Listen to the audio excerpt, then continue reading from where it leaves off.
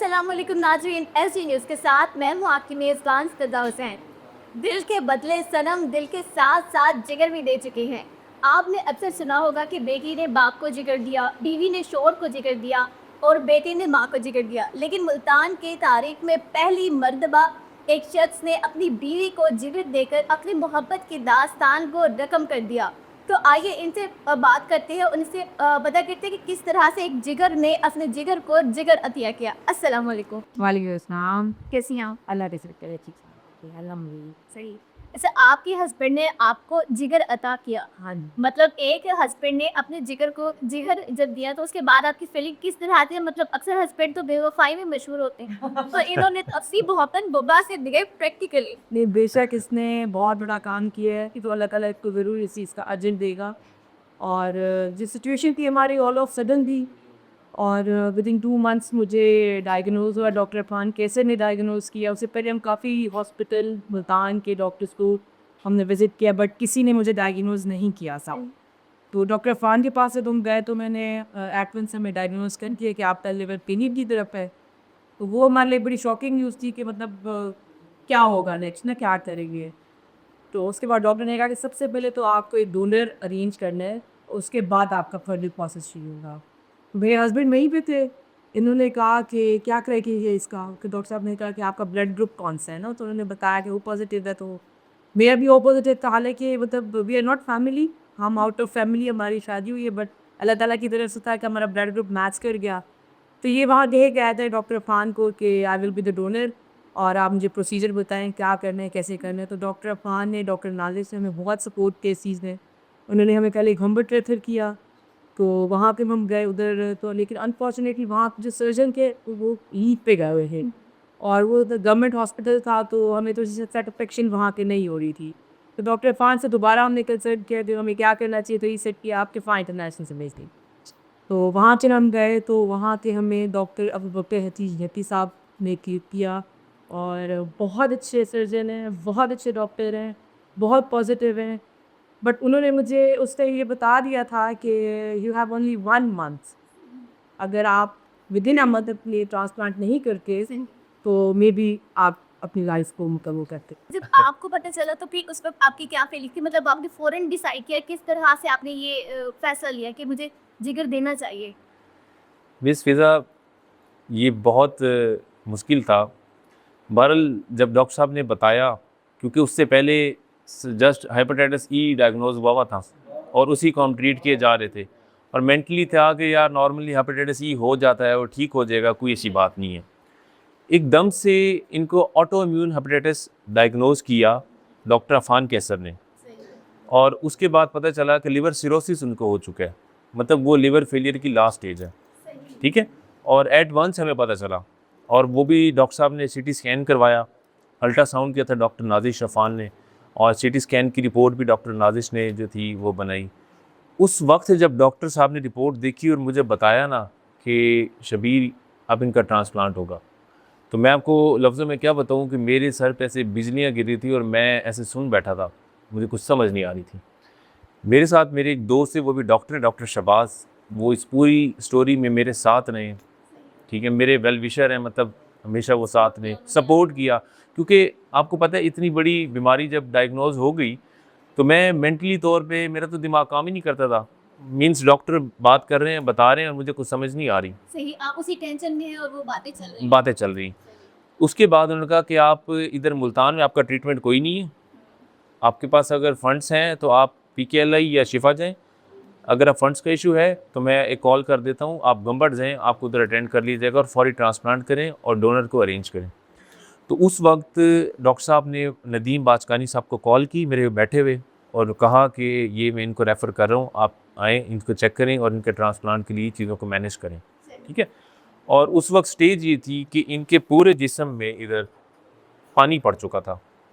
ठीक है, और डे बाय डे मतलब ये सारा इसकी टांगें इनकी फूल गई, हाथ स्वेलो कर गई, वो पिक्चर है, इफेक्ट होने लग गई, मतलब वो लास्ट स्टेज है। और उस पर ये था कि बंदा तो इसके बाद डेथ हो जाती है। लंग्स पे प्रेशर पड़ता है बेसिकली, जब ये पानी भर जाता है, सारा फूल जाता है जिस्म, तो लंग्स पे प्रेशर, सांस लेने में भी दिक्कत होती है। मैं अपनी फीलिंग्स को लफ्ज़ों में नहीं बयान कर सकता, मेरी बस अल्लाह ताला से बातें होती थी, और ये अपनी अम्मी के पास उधर स्टे करती थी।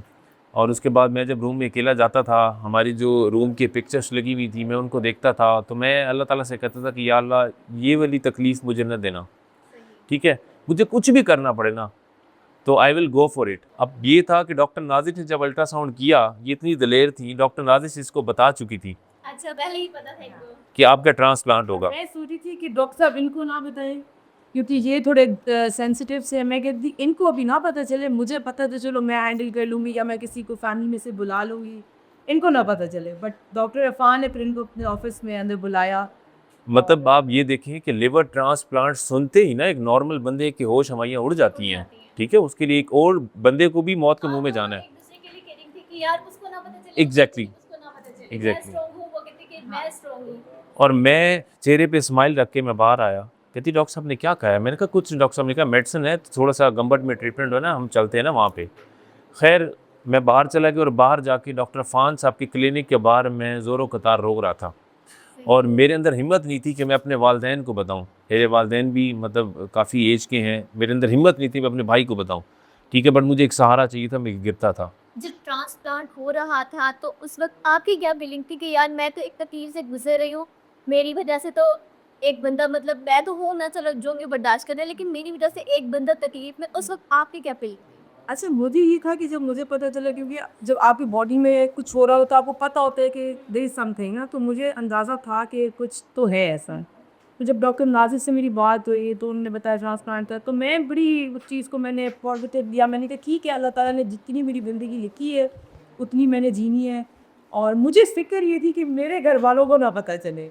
और मुझे शबीर कह रहा था कि आप अपने घर वालों को बताओ, और पता नहीं कितने दिन मैंने उनसे इस चीज़ को छुपाया। मैंने अपने पेरेंट्स को नहीं बताया, मैंने अपने बहनों को नहीं बताया, भाई भाभी को नहीं बताया। तो वो भी शबीर ने फिर मेरे भाई को कॉल की कि ऐसे-ऐसे सीन है, तो मुझे अपनी फ़िक्र नहीं थी।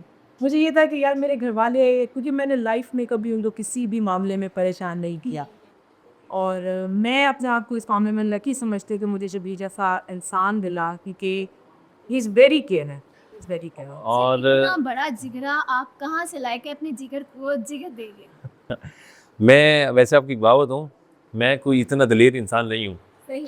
अल्लाह ताला ने इतना बड़ा इम्तिहान लिया, अल्लाह ताला ने कहा कि अब आपने लिवर डोनेट करना है और आप नहीं डोनेट करना है, क्योंकि सब चीज़ें मैच ही मेरी कर रही हैं। तो मैं ये समझता हूँ जब अल्लाह ताला एक इम्तिहान में डालते हैं तो अल्लाह ताला उस वक्त आपको बहुत मजबूत कर देते हैं, ठीक है। और मुझे ये लगता था कि शायद मुझे कोई ताकत है जो साथ साथ चला रही है, ठीक है, मेरे साथ साथ है और मैं चलता जा रहा हूँ उस रास्ते में। और मैं जब सुनता था कि जब मैंने ट्रांसप्लांट की स्टोरीज़ पढ़ी कि डोनर के साथ क्या क्या मामला होता है, अब यकीन माने कि मेरे फुल यहाँ से लेके यहाँ तक यूँ पूरा कट लगा हुआ है। सर्च किया कि क्या-क्या होता है। एग्जैक्टली, ठीक है।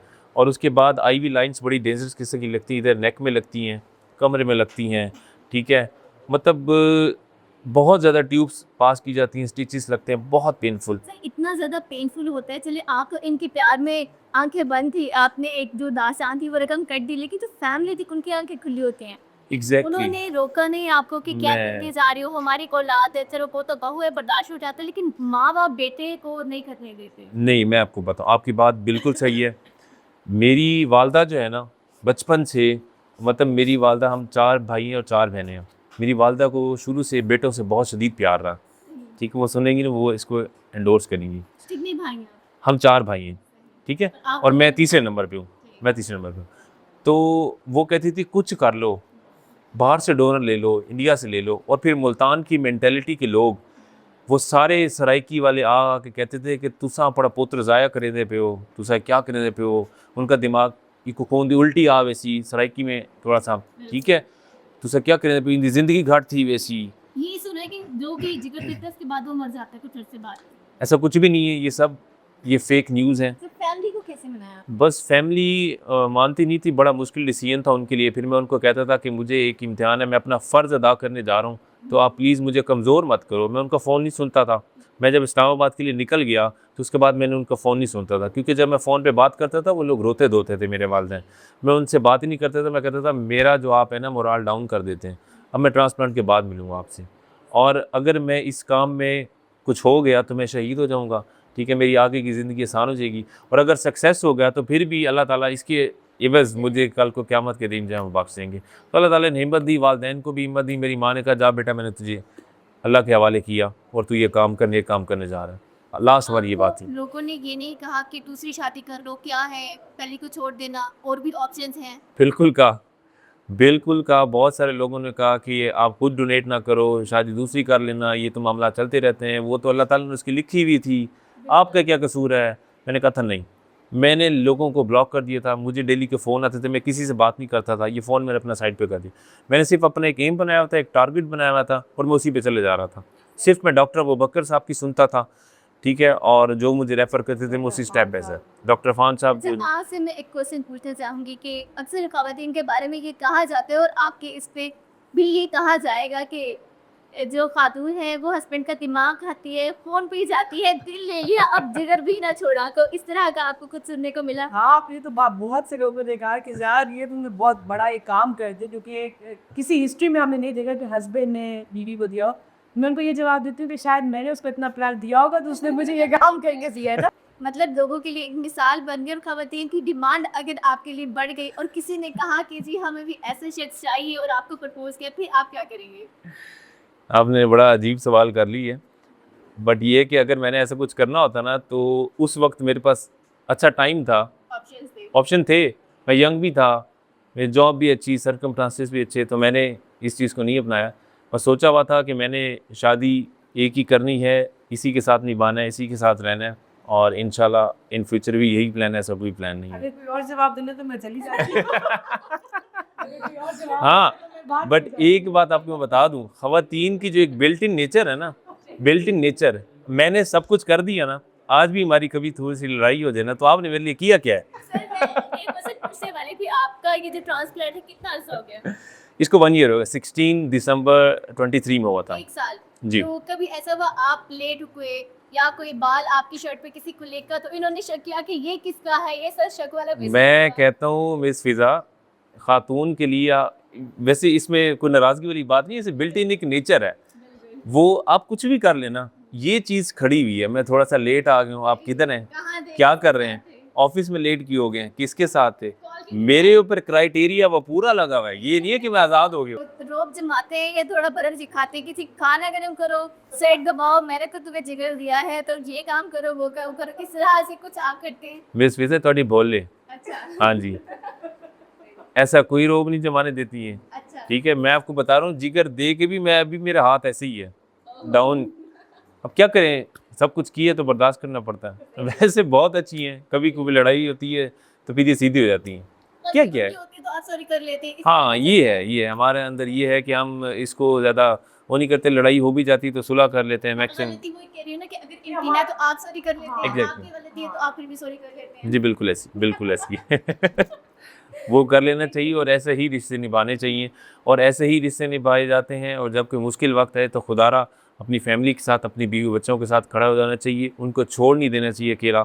और जब आप ये काम करते हैं तो अल्लाह ताला आपके रास्ते इतने आसान कर देते हैं, आपकी सोच है, ये मेरा ईमान है।